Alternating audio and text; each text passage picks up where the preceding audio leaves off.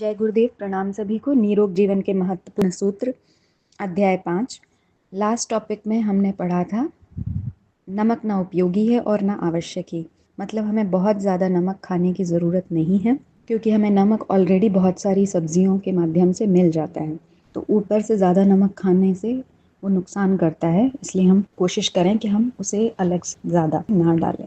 आइए आज के टॉपिक की तरफ बढ़ते हैं। बिना नमक आसानी से रहा जा सकता है। विश्व में कई जातियां ऐसी भी हुई हैं जो सभ्यता की दृष्टि से सदियों पिछड़ी हुई हैं और उनमें नमक का प्रचलन कतई नहीं है। अल्जीरिया के मूल निवासी तथा कोलंबिया नदी के तटवर्ती मैदानों में बसने वाले लोग नमक का बिल्कुल प्रयोग नहीं करते। सहारा के बद्दू कबीले के लोग नमक को उसी प्रकार घृणास्पद तथा त्याज्य समझते हैं जैसे एक धर्मनिष्ठ भारतीय मांस और मदिरा को। मध्य अफ्रीका के लाखों आदिवासी प्रशांत महासागर के मध्य द्वीपों में रहने वाले लोग नमक को अनावश्यक मानते हैं और उसका प्रयोग भी नहीं करते। साइबेरिया के मूल निवासी और नेपाल के सुदूर प्रांतों में बसने वाले लोग भी नमक नहीं खाते। फिर भी उनका स्वास्थ्य और शरीर बल आज के 20वीं शताब्दी के सभ्य व्यक्ति से कई गुना बेहतर है। ये उदाहरण उन व्यक्तियों की धारणा को निर्मूल सिद्ध करने के लिए पर्याप्त हैं जो यह समझते हैं कि नमक नहीं खाएंगे तो ना जाने क्या हो जाएगा। कुछ लोग तो यहाँ तक कहते पाए गए हैं कि नमक ना खाने वाले व्यक्ति का शरीर विषाक्त हो जाता है।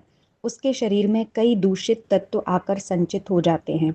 विज्ञान की आधुनिक गवेषणाओं के अनुसार नमक मनुष्य शरीर के लिए एकदम अनावश्यक है। स्वास्थ्य और शरीर व्यवस्था के लिए जितना नमक आवश्यक होता है वह प्राकृतिक रूप से अन्न तथा सब्जियों के रूप में अपने आप मिल जाता है। भारतीय योग ग्रंथों में आहार शुद्धि का जहाँ उल्लेख आता है, वहाँ प्रत्याहार साधना के अंतर्गत नमक का प्रयोग बंद कर देने की बात भी कही गई है। भारतीय धर्म ग्रंथों में नमक के त्याग को एक व्रत के रूप में निरूपित किया गया है। धार्मिक दृष्टि से नमक त्याग महत्व तो है ही, विज्ञान की खोज ने भी इस नियम की पुष्टि की है। यही नहीं, नमक को शरीर के लिए हानिकारक भी माना है। रसायन शास्त्र की भाषा में नमक को सोडियम क्लोराइड कहा गया है। क्लोरीन एक जहरीली गैस है जिसका एक हल्का सा झुंका मनुष्य को 24 घंटे तक बेहोश कर देने के लिए पर्याप्त है। थोड़ी सी अधिक मात्रा उसे दूसरे लोग भी पहुंचा सकती है। इसके योजकों को आहार रूप में लेने से आमाशय यंत्र की श्लेष्मिक झिल्ली को हानि पहुंचती है तथा शरीर के कैल्शियम का भी क्षरण होता है, जिससे शरीर में पक्षाघात और मिर्गी के रोगों की संभावना रहती है। सुप्रसिद्ध अमेरिकी आहार विज्ञान ने इस संबंध में बड़ी निष्कर्षपूर्ण खोज की है और उसे पूर्णतः विष बताया है। एक शंका उठना स्वाभाविक है कि नमक यदि विष है तो फिर शरीर पर उसका प्रभाव क्यों नहीं पड़ता। इसका एक बहुत बड़ा कारण है शताब्दियों से नमक का प्रयोग करते चले आ रहे मानव जाति का शरीर और उसके कोष अभ्यस्त हो गए हैं। फिर भी मनुष्य शरीर की प्रकृति इस तत्व की उपस्थिति सहन नहीं करती और पसीने, मूत्र आदि के रूप में यह विसर्जित होता रहता है। फिर भी इसका प्रभाव किसी न किसी रूप में तो होना ही है, और वह होता है दोहसाध्य रोगों के रूप में। रक्त विकार, हृदय रोग, आमाशय के रोग आदि कई बीमारियों का कारण नमक ही है। डॉक्टर लोग रोगी की चिकित्सा करते हुए परहेज में नमक न खाने की सलाह देते हैं। इसका यही कारण है, शरीर में नमक की मात्रा बढ़ते रहने पर रोग का दूर होना मुश्किल है। कुछ वैज्ञानिकों ने नमक को अफीम, संख्या जैसे विषैले मादक द्रव्यों की श्रेणी में गिना है, और वस्तुतः वह है भी अफीम संख्या खाने के तुरंत बाद बड़ी तेज प्यास लगती है, उसी प्रकार स्वभाव से अधिक नमक खा लेने पर थोड़ी थोड़ी देर से पानी पीते रहना पड़ता है। कुछ दिनों तक नमक का प्रयोग न करने पर शरीर में जो स्वास्थ्य, शक्ति और बल का अनुभव होता है, उसे देखकर फिर कभी नमक खाने की इच्छा नहीं होगी। डॉक्टर हैरी बेंजामिन का कथन है कि नेत्रों की ज्योति घट जाना, मोतियाबिंद उतरना अधिक नमक सेवन के कारण होता है। जो लोग नमक से परहेज करते हैं वे इन बीमारियों से बचे रहते हैं। डॉक्टर प्रीम कांट ने मेक्सिको के स्वास्थ्य का इतिहास लिखते हुए लिखा है, पुराने जमाने में इस देश के लोग नमक का प्रयोग जरा भी नहीं करते थे। तब उनकी काम करने की क्षमता बहुत बढ़ी चढ़ी थी। बाद में वे लोग नमक के आदी हो गए और कमजोर, बीमार रहने लगे। जिसे नमक खाने की आदत नहीं है, उसे 1 चम्मच नमक खिला दिया जाए तो उसके दिल की धड़कन बढ़ जाएगी। धीरे धीरे आदत पड़ जाने की बात दूसरी है, अन्यथा जिन्हें आदतें नहीं हैं उन्हें खिलाने पर जहरीला असर होता है। डॉक्टर केलॉन्ग ने हिरन के बच्चे पाले, उन्हें नमक खिलाने की आदत डाली, जिससे वे सभी बीमार हो गए।